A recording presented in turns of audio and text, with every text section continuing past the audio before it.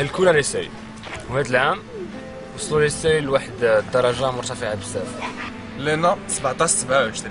Une CG 16 17 médecine 1554 واللي جايب مونسيون بيان. لا فاك 10 ولا في الباك نجيب 10 12 14 ولا كاع 16 بحال كاع الطرق تتأدي الى لا فاك. انا ما عنديش شي حاجه ضد لا فاك، انما لا فاك واحد الحاله يرثى لها. ملي ولات مونسيون بيان مونسيون تري بيان ما كديرش بها الدومين اللي بغيتي اون توشي لو فون. واش الطالب المغربي غيتقبل هادشي؟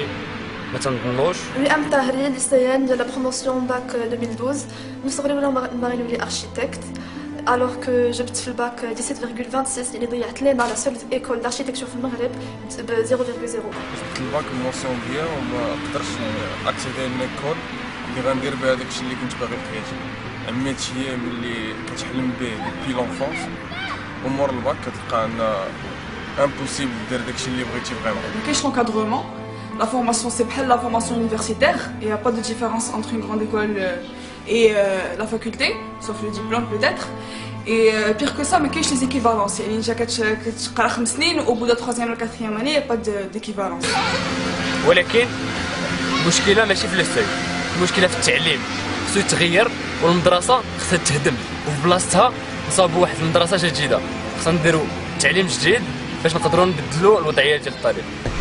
البنيه التحتيه مكرفصه، كاينه بيستون باكسا، كنعانيو من الخوصصه ديال التعليم والنفيخ ديال النقاط في القطاع الخاص، حيت السكن الجامعي ما متوفرش، المساواه في المنح ما كايناش، وحتى المنح اللي تنعطيوها للتلاميذ من اسر معوزه ما كافياهمش. التوجيه ضعيف فاش كناخذوا البكالوريا ما كيكونش عندنا الاختيار وكنوليو مجبرين على اننا نكملوا في شي شعاب اللي حنايا ما باغينش نكملوا فيهم. البيداغوجيه التعليميه في المغرب فاشله. علاش ما عندناش الحق اننا نتوصلوا باوراق التحرير ديال الامتحانات اللي كندوزو؟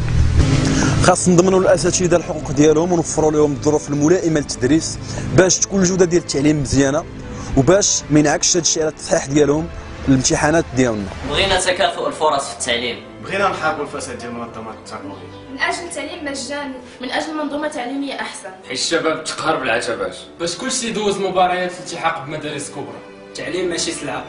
بغينا تصحيح عادل وشفاف لكاع اوراق التصحيح مع تحسين وضعيه الكليات. داكشي علاش ب 6 غشت غنخرجوا نحتجوا في مدينتكم ونسمعوا صوتنا. نهار 6 غشت غادي نديروا يد في يد وغادي نخرجوا كاملين باش نقولوا لا لهذه المهزله اللي كاينه في النظام التعليمي بالمغرب.